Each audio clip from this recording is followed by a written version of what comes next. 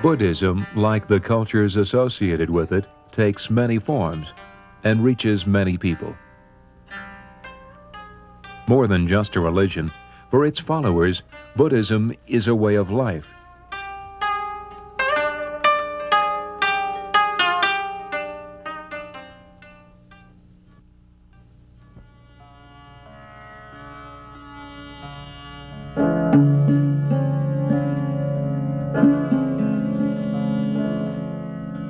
In the year 563 BC, a prince was born in a town near the Himalayas in northern India. That town, Lumbini, is now in the country of Nepal. According to legend, the birth of this prince, known as Siddhartha Gautama, was accompanied by miracles.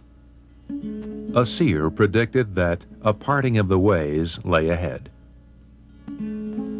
Siddhartha would either become a world ruler, or if he ever saw, together or separately, a decrepit old person, a diseased person, a corpse, and a monk, he would become a homeless seeker of the truth and a Buddha, an enlightened one. His father, the Raja, did not want his son to become a religious leader, so the prince was brought up in palatial luxury and protected from knowledge of the outside world. He married young and had a child. Finally, however, he went out into the streets among the people and for the first time looked upon old age, illness, and death. He sought out the nature of old age, of sickness, of sorrow, and of death. Siddhartha then came upon a Hindu holy man and was deeply impressed by the sadhu's calm and peaceful nature. As a result of this encounter, at the age of 29, Siddhartha left his home, his wife and child, and the promise of earthly power and glory. He took to the roads of India in search of the truth about human existence. The prevailing religion in India at that time was Hinduism, a religion that worshipped many deities and believed that living a life of extreme hardship was the way to gain spiritual merit. As he wandered, dressed in rags and penniless, Siddhartha encountered more Hindu holy men, or sadhus, who deeply impressed him with their simple lives of prayer and meditation. They lived as ascetics, having devoted their lives totally to God. He spent 5 years practicing extreme austerities, sometimes eating only a single grain of rice in a day, and living without shelter. At the end of this time, he realized that he was no nearer to his goal of attaining knowledge and wisdom. He abandoned the austere path of the ascetic and sat down in the shade of a bo tree to meditate. He said, "Let my skin wither, my hands grow numb, my bones dissolve. Until I have attained understanding, I will not rise from here." It was his 35th birthday, and for 7 weeks he sat in meditation until at last his plea was answered. This is the story that is told of the beginnings of one person's spiritual journey, a journey that gave rise to the religion of Buddhism, the middle way, a path rejecting self-denial on the one hand and self-indulgence on the other. While meditating, Siddhartha had a vision. He saw beings passing away and being reborn, some into happy and others into miserable circumstances. according to the universal law of karma, by which it is believed every act of good or evil will be rewarded or punished in this life or in some other reincarnation. Karma is energy, the law of conservation of energy, which means no energy will be lost. So no karma will be erased, no karma will be disappeared. So what I say now is eternally recorded. What I think now will be eternally recorded. What I do now will be eternally recorded. This determines our tomorrow as well as next year as well as next life. Because he grew up as a Hindu, Siddhartha accepted the doctrine of reincarnation. He saw this cycle of rebirth as a source of human suffering. He saw that all is suffering. Birth is suffering. Death is suffering. Life itself is suffering. The end of this suffering then was nirvana, that is, escape from rebirth. To be sure, nirvana could not be achieved in this world. But by attaining a state of bliss, the contentment of no longer worrying about oneself, a person could escape the pain of life. I think the fundamental wisdom of the Buddha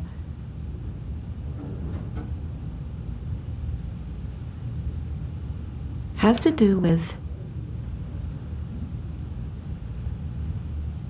allowing things to be as they are without, and trusting that you can let things be as they are without overlaying them with your concepts. The Buddha's discovery was that we don't have to create our own world. It's actually, there is a world that doesn't exist in our minds, that just exists. And you can trust that. You don't always have to be manipulating and editing and doing all these things to keep yourself from being harmed or to keep yourself having a great time. He said, if you are always trying to be comfortable, if you're always seeking pleasure, and you're always trying to avoid discomfort, if you're always trying to avoid pain, you're never going to have profound happiness or joy. Because there's this sense that you just want to have things on your own terms, and you'll manipulate it as much as you can so that it comes out your way. Well, imagine there's billions of people on the earth. If each one is trying to manipulate it so it comes out on their own terms, there's no way, that ends up in wars. That ends up in all kinds of unhappiness. As the Buddha, the enlightened one, Siddhartha Gautama began his teaching.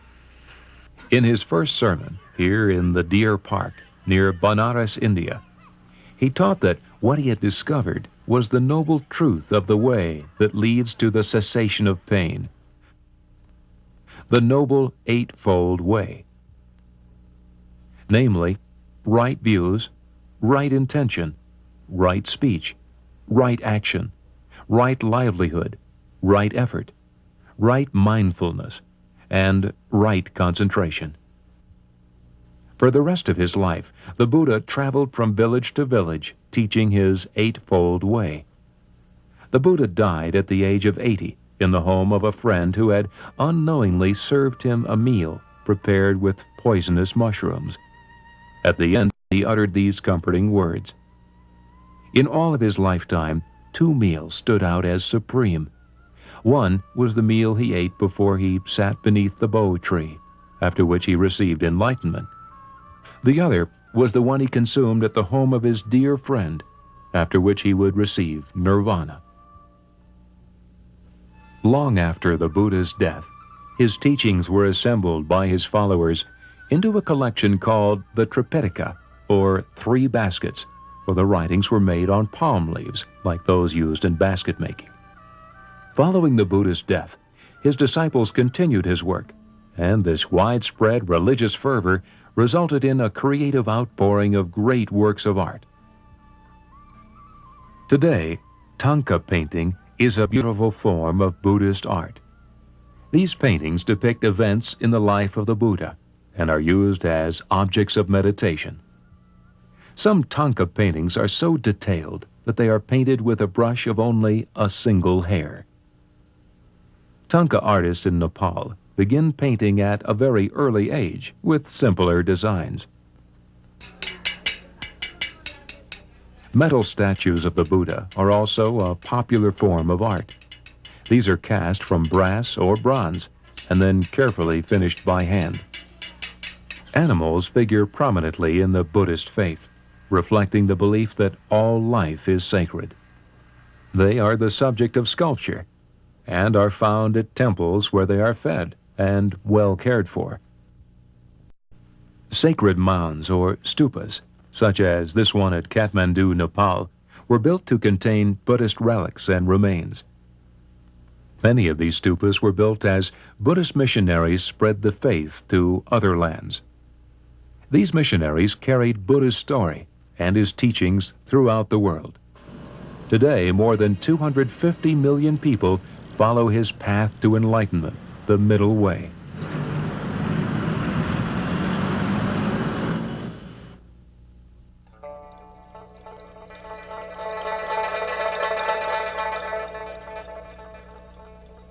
Buddhists in Thailand, Sri Lanka, Burma, Cambodia, Laos, and Vietnam follow what is called Theravada Buddhism, the way of the elders. This is an orthodox form of Buddhism, claiming to preserve the original interpretation of the Buddhist teachings, as taught by the senior monks of the Sangha, the monastic order founded by the Buddha. Theravadists believe that the Buddha was a great teacher rather than a god, and that they can bring about their own salvation by following the Buddha's example. Within Buddhist temples and monasteries throughout Thailand and Burma, nearly all young men spend a few months of their lives in intense training as monks.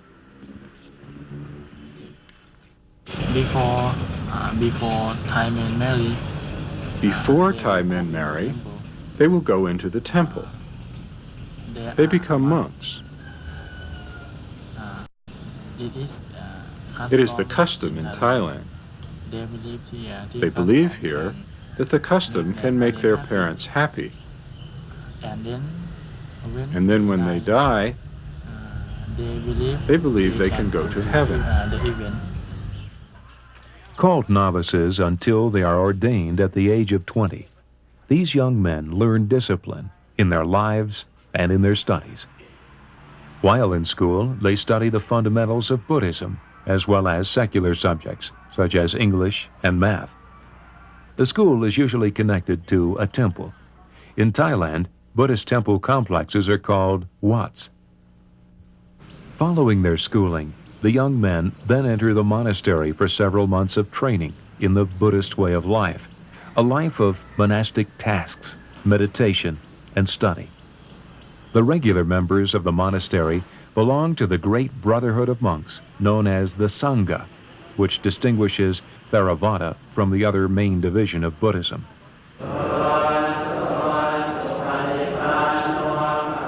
Their monastic life is spent in such disciplined activities as ceremony and prayer. In this ceremony, the monks chant while the people bring food as gifts for the monks. This is part of a great celebration, marking the anniversary of the full moon when the Buddha preached his first sermon.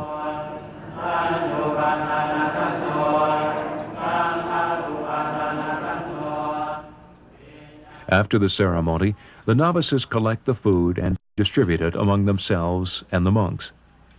In Thailand, even the military participates in religious activities. On the night of the full moon, the soldiers come, along with many other people, to make offerings of flowers and incense, and to hear the chief monk of the temple speak. Later, people come to light candles and incense, and to chant and pray. Sworn to poverty, the monks receive their food, clothing, and other needs from the people, who gain religious merit through such offerings. Here, several monks return to the temple at sunrise after their early rounds to receive food. They do not beg. The food is offered gladly by the faithful. Solid food is forbidden the monks in the afternoon and evening, for Buddha warned that he who becomes fat is born into suffering again and again. We take food 2 times as monks, in the morning and lunch. Other times we do not eat. We do not take food, because that is a rule of the Buddha. We can take water and coffee, but food, I cannot take food. In return for supporting the religious community, the people receive their religious education and examples of right conduct from the monks. Following these examples, the people lead lives of great simplicity, serenity, and dignity, and achieve happiness through gentleness and kindness toward others, characteristic of Buddhists everywhere.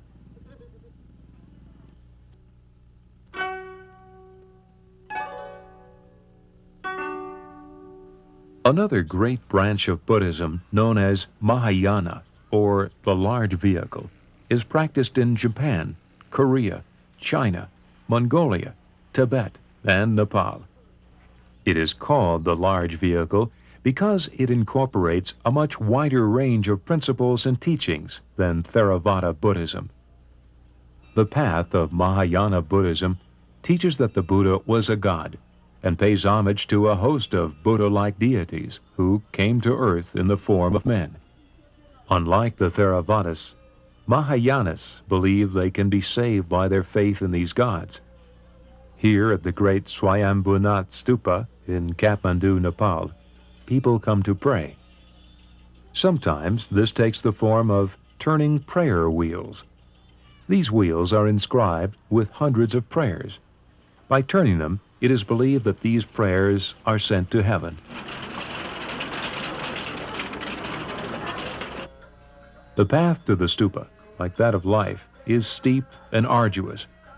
At the top, the faithful walk around the stupa, turning prayer wheels and chanting.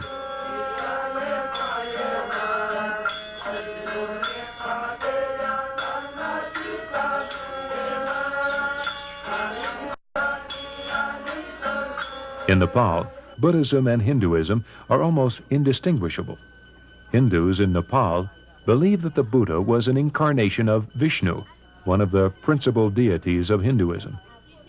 Here at Swayambhunath, a Hindu temple is built in the midst of the second most holy Buddhist site in Nepal. The two coexist in perfect harmony. Mahayanas tell how the Buddha once took some leaves and told his disciples that as these leaves were not all the leaves in the forest, neither were his teachings all of the truth. From the principles told by this story, Mahayanas allowed for a broader interpretation of the teachings of Buddhism than the Theravadists. In Japan, many Buddhists believe that there is a pure land in the West where Buddha-like deities preside. The Buddha Amida is the chief god of this paradise.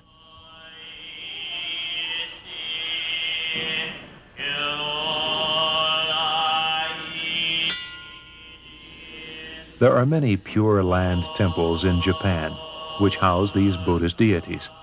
On special days, chants and music are performed to honor these divine beings. On the Buddha's birthday, small shrines called flower temples are set up, where the faithful can bathe the image of Buddha with water. Yet another form of Japanese Buddhism is Zen, with its ideals of simplicity, harmony, and tranquility. Zen Buddhism is reflected in a variety of ways, such as in this Japanese floral arrangement, a pure, simple expression of beauty. Zen monks lead a life of great discipline and simplicity.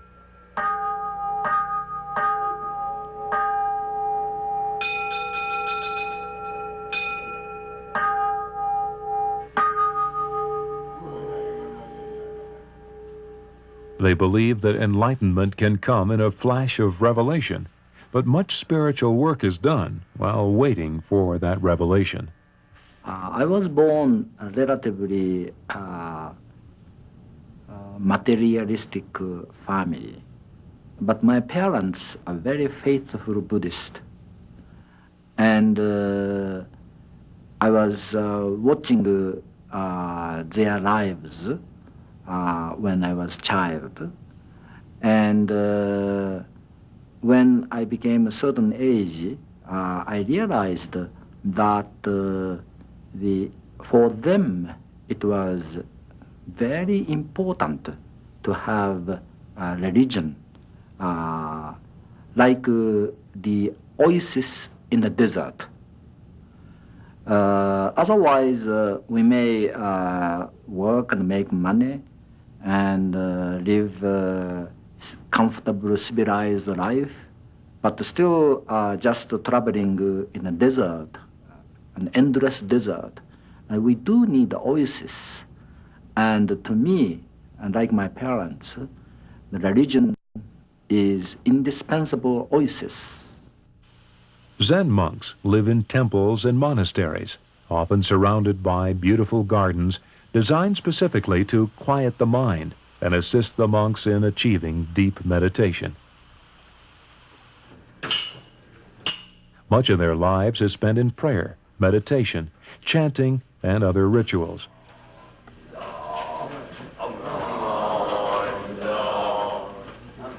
Popular today in the Western world, Zen and other Buddhist writings and philosophies have found an enthusiastic following in areas of the United States. If someone asked me, and actually people have asked me, why are we here, particularly because they were feeling a lot of despair. I mean, that can be just a philosophical, contemplative question, which it is, say, among religious groups, traditions, and thoughtful people of any kind. But suppose someone asked that question out of despair. Particularly, in that case, I would say that I have no idea why we're here, but that I would encourage them to find out. And it like adds spice to life. And I would say, from my own experience, I guarantee you that that trying to find the answer to that question will give meaning to your life, particularly if you never find out why. Another Buddhist tradition to find favor in the West is the Tantric Buddhism of Tibet. This form of Buddhism developed after the teachings of the Buddha migrated from India into the mountainous regions of Tibet. The teachings of the Buddha combined with the nature worship of the native Tibetan people and formed a powerful synthesis of the two belief systems.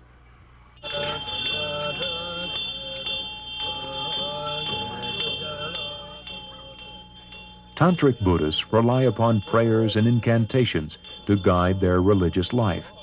There is a belief in magic formulas to ward off evil and bring good fortune.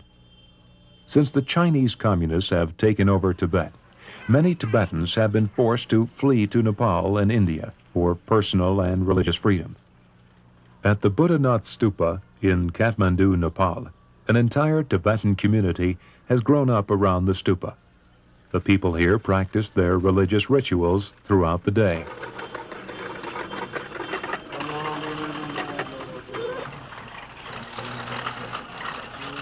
At a nearby Tibetan Buddhist monastery, monks live, work, and worship. As in Hinduism, the guru, or spiritual teacher, plays a central role. That is why the Lama, literally the higher one, plays such an important part in Tibetan Buddhism. Janggun Control Rinpoche is a Tibetan Buddhist High Lama, one who has become master of his own fate and has escaped the cycle of birth, death, and rebirth. The Rinpoche was asked what it means to be a Buddhist.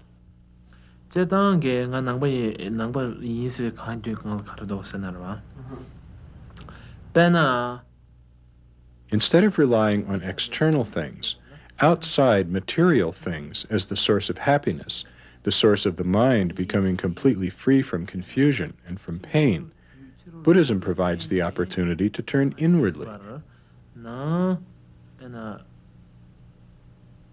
and simply realize the nature of the mind, which inherently, which in itself, is free from pain, free from confusion and suffering. The opportunity to experience that freedom, which is provided through the Buddhist path, is what it means to be a Buddhist.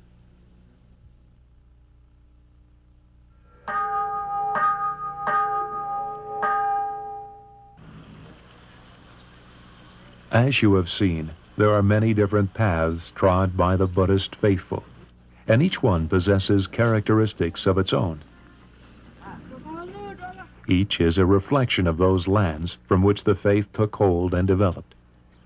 But all share a faith in the Buddha, a belief in the virtues he taught, and hope for the bliss and perfect peace of nirvana.